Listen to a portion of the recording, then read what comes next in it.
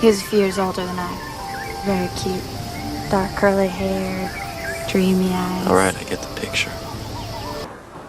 Actually, we don't really talk at all. Victor's more of a physical being.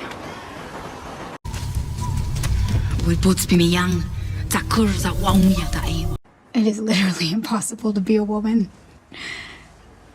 You are so beautiful and so smart, and it kills me that you don't think you're good enough. Wouldn't you have heard the gunshot? And if in fact you had heard the gunshot, Brooke Wyndham wouldn't have had time to hide the gun before you got downstairs. More famous right now than Anna Delvey.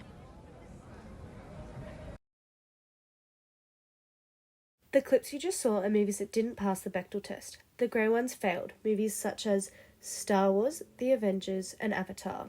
So what is the Bechdel test? Simply put, it's 3 criteria that a film is judged on. The Bechdel test does not determine whether a film is good or bad. It simply points out the 40% of movies that lack proper female representation for no good reason.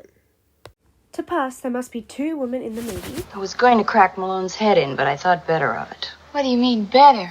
Who both have names. Max, that's our dinner tomorrow. And talk about something other than a man. There are no rules in this house. I'm not like a regular mom. I'm a cool mom. The test was created by Alison Bechdel, a comic artist who wanted to point out the obvious lack of female representation in films and how they acted. Bechdel credits her idea to Liz Wallace. She states that she was annoyed and frustrated with female representation and noticed that in the majority of films, women either didn't have a major role or there was only one woman in it who only spoke to men, and if she did speak to another woman, it was about a man.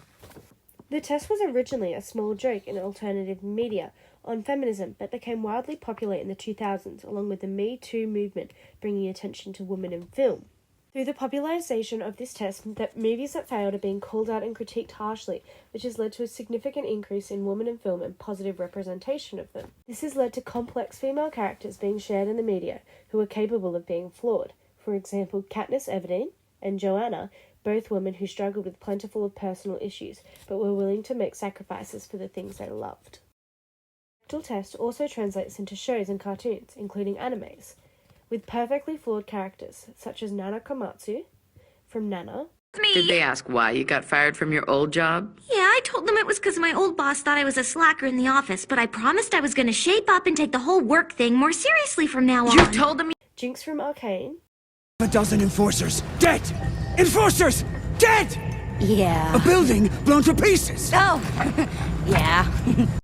And Rue from Euphoria. I'm sorry about that. I didn't mean to be mean. It is important to note that while the Bechdel test points out major flaws in movies, it doesn't determine a good or a bad movie, or even mean that a film has no good female representation.